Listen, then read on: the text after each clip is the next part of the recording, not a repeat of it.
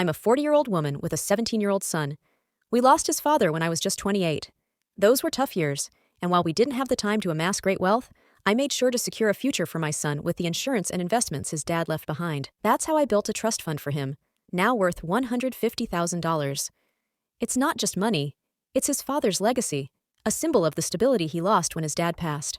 Career-wise, I've done well for myself. I have a secure government job that pays decently enough for us to live an upper-middle-class lifestyle. I met my current husband at 30, and we clicked immediately. We got married a year later. He has twins, a boy and a girl, now 15, from his previous marriage.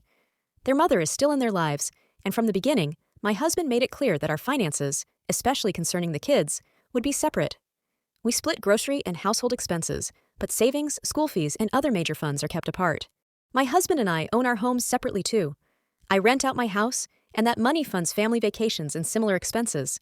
My son, his children, and our 7-year-old daughter all get along, but they've never considered us as one big blended family. They don't call me or my husband mom or dad, nor do they refer to each other as siblings.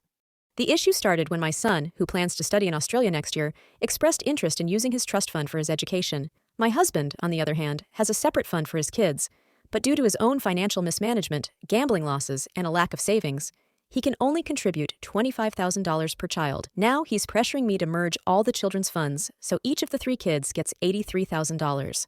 I refused. That trust fund belongs to my son. It's his inheritance from a father he lost far too soon. It's not just money, it's his right and his future. My husband exploded in anger, verbally abusing me, and in a moment of rage, he slapped me. It was the first time in our 9 years of marriage that he's ever raised his hand to me. Later, we talked it out, but things haven't been the same. He's been cold, distant, and resentful. His children, who I've cared for as if they were my own, cooking their meals at dawn, washing and ironing their clothes, buying their necessities, have started calling me a monster. The same kids whose father does far less for my son than I've ever done for them.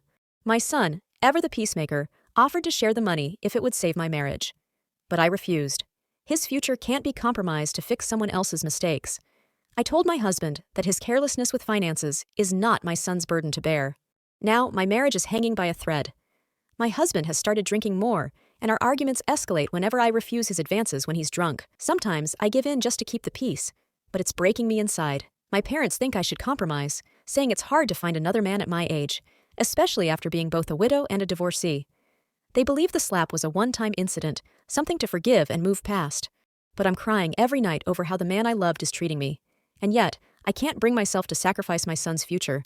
If I say yes, my son will gladly share, but I'd rather burn than betray his trust. Am I wrong for standing my ground? For refusing to compromise my son's inheritance for a man who gambled away his children's future? Would you risk your marriage to protect your child's future, or should I make peace and share the fund? What would you do in my shoes?